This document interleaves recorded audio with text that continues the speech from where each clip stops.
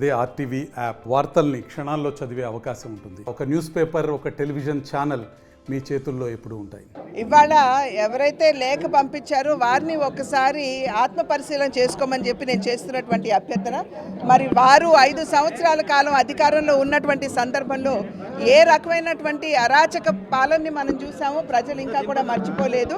చివరికి ఒక 16 సంవత్సరాల బీసీ బిడ్డని తన అక్క మీద ఎవరో దౌర్జన్యంగా మీదకు వస్తున్నారని చెప్పి అడ్డు తగిలితే ఆ బిడ్డని కాళ్ళు చేతులు కట్టి నోట్లో కాగితాలు కుక్కి పెట్రోలు కెరసిన్ పోసి అతని సజీవ దహనం చేశారు. అప్పుడు ఏమాత్రం కూడా స్పందించలేదు. అదేవిధంగా ఉత్తరాంధ్రలో డాక్టర్ సుధాకర్ గారు వారు గళం విప్పారు అని చెప్పి, అంటే కరోనా సమయంలో ఆక్సిజన్ ఇదంతా కొరత ఉన్నది అని చెప్పి కేవలం గళం విప్పి ప్రశ్నించారు అని చెప్పి వారిని ఏ విధంగా ఇబ్బంది పెట్టారో మనందరికీ తెలియనటువంటి విషయం కాదు. చివరికి లోకల్ బాడీ ఎలక్షన్స్లో అభ్యర్థులు వారి నామినేషన్ ఫైల్ చేయడానికి వెళ్ళినటువంటి సందర్భంలో వారి చేతిలో ఉన్నటువంటి నామినేషన్ పత్రాలు వైఎస్ఆర్సీపీ నాయకులు లాగేసి చించేసి మరి కత్తులతో సైతం నెల్లూరులో భారతీయ జనతా పార్టీ ఒక మహిళా కార్యకర్త మీద కత్తితో దాడి చేసి ఆవిడ్ని కూడా గాయపరిచినటువంటి విషయం ప్రజలు ఇంకా కూడా మర్చిపోలేదు. కనుక లేఖ రాయటం కాదు, ఒక్కసారి గుండెల మీద చేయి వేసుకుని రాసినటువంటి వారు ఆత్మ పరిశీలన చేసుకోవాలి.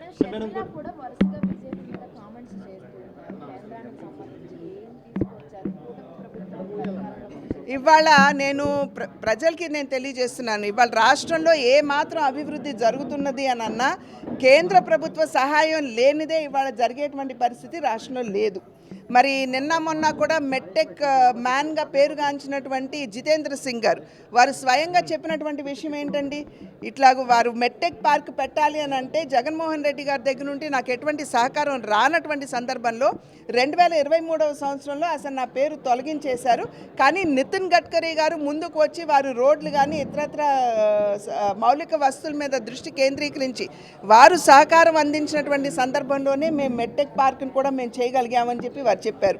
అంటే దీని ద్వారా సుస్పష్టంగా అర్థమయ్యేటువంటి విషయం, రాష్ట్రానికి అన్ని విధాలా కూడా కేంద్ర ప్రభుత్వం, భారతీయ జనతా పార్టీ నాయకత్వంలో ఉన్నటువంటి కేంద్ర ప్రభుత్వం తన సహకారాన్ని అందిస్తూ వచ్చింది అనేటువంటి విషయం మనకు సుస్పష్టంగా అర్థమవుతుంది. అదేవిధంగా ఏ కార్యక్రమం తీసుకున్నా కూడా కేంద్ర ప్రభుత్వం యొక్క సింహ భాగస్వామ్యం లేకుండా రాష్ట్రంలో అభివృద్ధి ఇప్పటి వరకు జరిగినటువంటి దాఖలాలు లేవు. కనుక ఈ రకమైనటువంటి పసలేని విమర్శ చేసేటువంటి వారు ఒక్కసారి ఆలోచించాలి. ఎన్డీఏలో కీలకమైన చంద్రబాబు 5 సార్లు ఢిల్లీ వెళ్ళినా ఒకటి రాష్ట్రానికి ఒకటి కూడా ఒక ప్రాజెక్ట్ సంబంధించి ఒకటి కూడా తీసుకురాలేకపోయిన ఒక విమర్శ పేర్నాని వీళ్ళతో చేసుకుంటారు. అది పేర్నాని నేను ఇందాక చెప్పింది ఏంటంటే అన్ని విధాలా కూడా రాష్ట్రానికి కేంద్ర ప్రభుత్వం తన సహకారాన్ని అందిస్తూ ఉన్నది. ఏ విషయం మీద వెళ్ళారు, ఏ విషయం మీద వాళ్ళు సహకారం నిరాకరించారు అనేది పేర్ని నాన్నగారు విపులంగా చెప్పాలి కదా. చాలా హేయమైనటువంటి చర్య అండి ఇది. ఒక రకంగా చెప్పాలంటే ఏదైతే ఈ పోర్న్ వీడియోస్ కావచ్చు, లేకపోతే easy access to social media కావచ్చు, దానివలన ఒక రకంగా బిడ్డలు కొంచెం తప్పుగా వారు ప్రభావితం అవుతున్నారు అనేటువంటి విషయం మనకు అర్థమవుతుంది. రాష్ట్ర ప్రభుత్వానికి చేసేటువంటి విజ్ఞప్తి ఇటువంటి అంశాల మీద కూడా దృష్టి పెట్టాలి. ఈ సోషల్ మీడియాని ఎలా మనం ఒక రకంగా దాని మీద ఒక పర్యవేక్షణ పెట్టవచ్చు, మనం ఆలోచించవలసినటువంటి అవసరం ఖచ్చితంగా ఉన్నది అని చెప్పి నేను భావిస్తున్నాను. See, we will definitely bring it to the notice of the state government that they will have to kind of focus on all these issues, because the rising incidences of the atrocities against girls that is happening in the state, I think we will definitely bring it to the notice of the state government. One last question, what is your say on the political gang war going on when what it is? Your alliance partner and opposition has been blaming each other. No, that is what I'm saying now.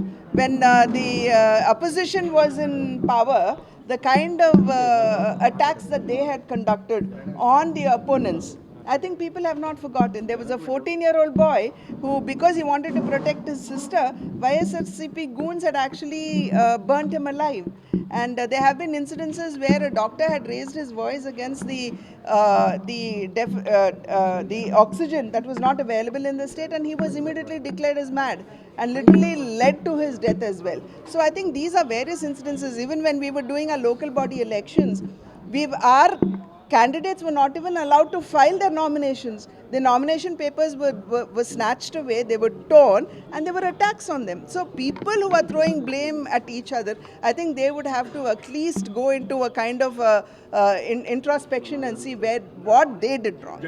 Andhra రాష్ట్ర ప్రజలందరూ కూడా NDA కూటమికి అత్యధిక majority నా భూతో నా భవిష్యత్ అనే విధంగా ఎన్డీఏ కూటమికి మద్దతు ఇవ్వటం, ఆ తర్వాత మన గౌరవ ప్రధానమంత్రి వర్యులు శ్రీ నరేంద్ర మోదీ గారు వారు ప్రవేశపెట్టిన అభివృద్ధి సంక్షేమ పథకాలు కానివ్వండి, ఇక్కడ రాష్ట్రంలో మన గౌరవ ముఖ్యమంత్రి శ్రీ నారా చంద్రబాబు నాయుడు గారు, మరి మన కూటమిలో ఉన్న పవన్ కళ్యాణ్ గారు అయితేనేవ్వండి, ఆ తర్వాత భారతీయ జనతా పార్టీ రథసారథి అయిన శ్రీమతి దగ్గుపాటి పురంధరేశ్వరి గారి నాయకత్వంలో వారి యొక్క ఏదైతే ప్రవేశపెట్టిన విధానాలకి ఆకర్షితులై ఈరోజు రాజంపేట పార్లమెంటు పరిధిలో పుంగనూరు నియోజకవర్గం నుంచి వైఎస్ఆర్సీపీ నుంచి చేరికలు అన్నది ఉన్నది.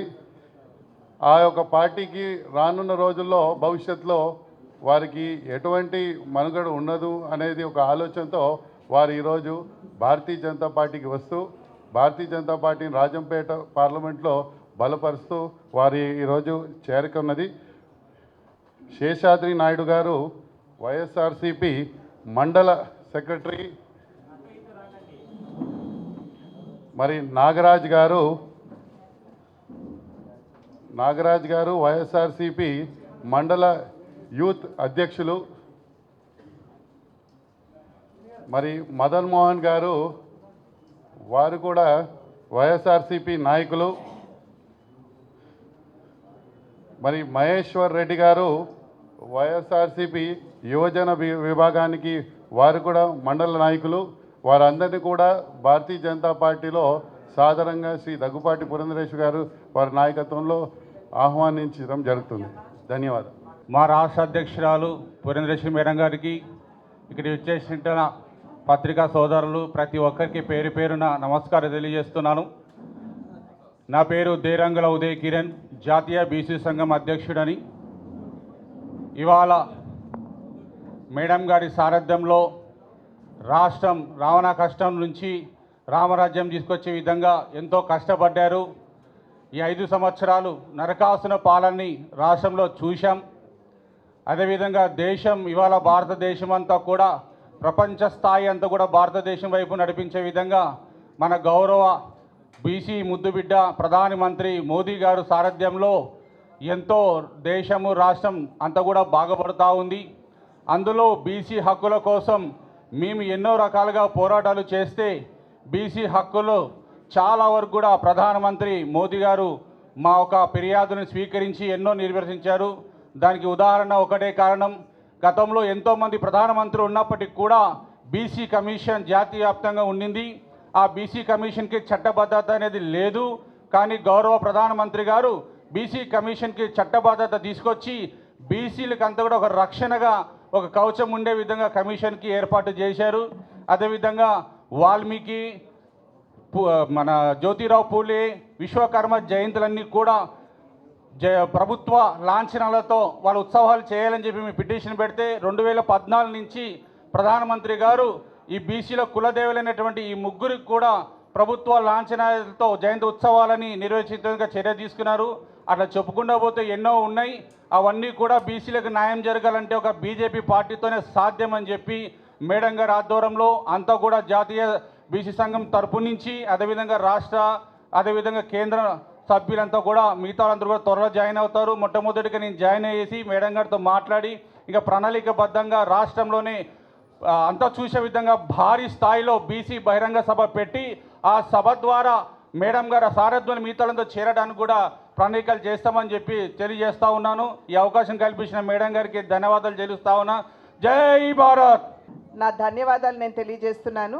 అయితే ఈ సందర్భంలో మీరందరూ చూసినటువంటి విషయం, దగ్గర 4 జిల్లాల నుండి పెద్ద ఎత్తున మండల స్థాయి నాయకులు సైతం వచ్చి వాళ్ళ భారతీయ జనతా పార్టీలో చేరుతున్నటువంటి పరిస్థితి. ఎందుకంటే ప్రతి ఒక్కరికి కూడా నమ్మకం, ఎన్డీఏ కూటమి ఏదైతే ఉందో అందులోనూ భారతీయ జనతా పార్టీ దేశం ఇవాళ సాధిస్తున్నటువంటి ప్రగతి ఏదైతే ఉందో అది నరేంద్ర మోడీ గారి యొక్క దూరదృష్టి వలన సాధ్యపడుతుందని, అది మాత్రమే కాకుండా ఇవాళ ఒక మంచి అనూహ్యమైనటువంటి విజయాన్ని దేశ ప్రజలు తిరిగి మూడవసారి ఇవాళ ఎన్డీఏ కూటమికి మాత్రమే కాకుండా భారతీయ జనతా పార్టీని కూడా ఆశీర్వదించారంటే ఇది భారతీయ జనతా పార్టీ నాయకత్వంపై, అదేవిధంగా భారతదేశ అభివృద్ధిని దృష్టిలో పెట్టుకుని భారతదేశ ప్రజల యొక్క సంక్షేమానికి పెద్దపీట వేస్తూ గడిచిన 10 సంవత్సరాల కాలంగా ఏదైతే భారతీయ జనతా పార్టీ దేశానికి, దేశ ప్రజలకి అంకితమై సేవ చేస్తూ వస్తున్నారో ఒక రకంగా వారు ఆమోద ముద్ర వేసినట్టు అని చెప్పి మనం అందరం కూడా గమనించాలి. దేశ ప్రజలు ఇవాళ ఈ విషయాలన్నింటినీ కూడా కూలంకుషంగా బేరీజ్ వేసుకుంటూ తిరిగి భారతదేశ ప్రగతి సాధించాలి అంటే అది కేవలం ఎన్డీఏ కూటమి వల్లనే సాధ్యపడుతుంది. అందులోనూ భారతీయ జనతా పార్టీకి సంబంధించినటువంటి నాయకత్వం అక్కడ కేంద్రంలో కనుక అధికారంలో ఉన్నట్లయితే ఇది సాధ్యపడుతుంది అనేటువంటి ఆలోచనతోటి భారతదేశ ప్రజలందరూ కూడా అనూహ్యంగా ఆశీర్వదించారు. నేను ఇందాక చెప్పినట్లుగా ఇంత పెద్ద ఎత్తున మళ్ళీ మూడవసారి ఆశీర్వదించారు అని అంటే అది గత 10 సంవత్సరాల కాలంగా నరేంద్ర మోడీ గారి నాయకత్వంలో ఎన్డీఏ ప్రభుత్వం ప్రవేశపెట్టినటువంటి పథకాలకి, ప్రజా సంక్షేమానికి ప్రజలు ఆమోదముద్ర వేసినట్లే. కనుక ఈ రాబోయే 5 సంవత్సరాల కాలం కూడా మధ్యతరగతి ప్రజలు ఎవరైతే ఉన్నారో వారికి, పేద ప్రజలకి అందరికీ కూడా న్యాయం చేసే దిశగా సబ్కే సాత్ సబ్కా వికాస్ అనేటువంటి నినాదంతో ఏదైతే భారతీయ జనతా పార్టీ ముందుకు వెళ్తుందో ఆ నినాదాన్ని, అది కేవలం నినాదం మాత్రం కాదు, అది భారతీయ జనతా పార్టీకి సంబంధించినంత వరకు అది విశ్వాసం, నమ్మకం కూడా. కనుక ఆ విశ్వాసాన్ని కార్యాచరణలో పెడుతూ రాబోయే 5 సంవత్సరాల కాలంలో కూడా ఇదే విధంగా దేశానికి, దేశ ప్రజలకి భారతీయ జనతా పార్టీ నాయకత్వంలోని ఎన్డీఏ కూటమి ప్రభుత్వం సేవ చేస్తుంది అని చెప్పి తెలియజేస్తున్నాను. అదేవిధంగా రాష్ట్రంలో సైతం ఇవాళ గడిచిన 5 సంవత్సరాల కాలంలో ఏదైతే ప్రజలు చాలా ఇబ్బందులు పడ్డారు వాటన్నిటికి కూడా ఒక పరిష్కార మార్గం ఏదైనా ఉన్నది అంటే తిరిగి ఇక్కడ ఎన్డీఏ కూటమిని అధికారంలోకి తీసుకురావడం అని చెప్పి ప్రజలు ఆకాంక్షిస్తూ ఆలోచించి వారు ఇవాళ ఇక్కడ అనూహ్యమైనటువంటి విజయాన్ని ఆంధ్ర రాష్ట్రంలో కూడా అందించారు. అయితే ఈ విజయం ఏదైతే ఉందో ఇది ఈ విజయంతో పాటు బాధ్యతని కూడా తీసుకొచ్చింది అని చెప్పి మేమందరం కూడా గట్టిగా విశ్వసిస్తున్నటువంటి మాట. రాబోయే కాలంలో ఈ ఎన్డీఏ ప్రభుత్వం ఏదైతే రాష్ట్రంలో కూడా చంద్రబాబు నాయుడు గారి నాయకత్వంలో వారు ముఖ్యమంత్రిగా ఉందో ఖచ్చితంగా ప్రజా సంక్షేమానికి పెద్దపీట వేస్తూ ప్రజా హితపాలనని, సుపరిపాలనని రాష్ట్రంలో అందిస్తారు అని చెప్పి మీ మాధ్యమంగా ప్రజలందరికీ కూడా తెలియజేస్తున్నాను. అదేవిధంగా ఇవాళ మనం చూస్తున్న వరద పరిస్థితి, ఇక్కడ వర్షాలు విపరీతంగా పడుతున్నటువంటి సందర్భంలో కొన్ని ప్రాంతాల్లో వరద పరిస్థితిని మనం అందరం కూడా ఎదుర్కొంటున్నాము. కలెక్టర్లు వాళ్ళందరికీ కూడా చేసేటువంటి విజ్ఞప్తి, మీరందరూ కూడా తగు చర్యలు తీసుకుంటూ ఎప్పటికప్పుడు ప్రజలకి అందుబాటులో ఉంటూ వారికి కావాల్సినటువంటి సేవల్ని అందిస్తూ ప్రధానంగా ఏమిటంటే కొంచెం ఈ ఇన్ఫెక్షన్స్ డిజీజ్ ఏదైతే ఉంటాయో ఈ మురుగునీరు, వర్షం నీరు అన్నీ కలిసిపోయినటువంటి సందర్భంలో వచ్చేటువంటి ఇబ్బందులు ఏవైతే ఉంటాయో వాటి నుండి ప్రజలకి రక్షణ కల్పిస్తూ ఒక రక్షణ వలయంగా అధికారులందరూ కూడా ప్రజలకి సేవ చేయాలి అని చెప్పి అభ్యర్థిస్తూ మరి ఒక్కసారి ఎవరైతే ఇవాళ ఇంత పెద్ద ఎత్తున పార్టీలో చేరారో కండువాతో పాటుగా బాధ్యత కూడా మీకు మీ భుజాల మీద ఇవాళ ఉన్నది అని చెప్పి వారికి తెలియజేస్తూ రాబోయే కాలంలో భారతీయ జనతా పార్టీని పటిష్టపరచడానికి మీ వంతు కృషి మీరు చేస్తారు అని చెప్పి తెలియజేస్తూ మరి ఒక్కసారి ప్రతి ఒక్కరిని కూడా పేరు పేరున అభినందిస్తూ సెలవు తీసుకుంటున్నాను. సాధనేని యామిని గారు. మరిన్ని వీడియోస్ కోసం ఛానల్ ని సబ్స్క్రైబ్ చేయండి, లేటెస్ట్ అప్డేట్స్ కోసం వాట్సాప్ ఛానల్ ని ఫాలో చేయండి అండ్ లింక్ డిస్క్రిప్షన్ లో ఉంది.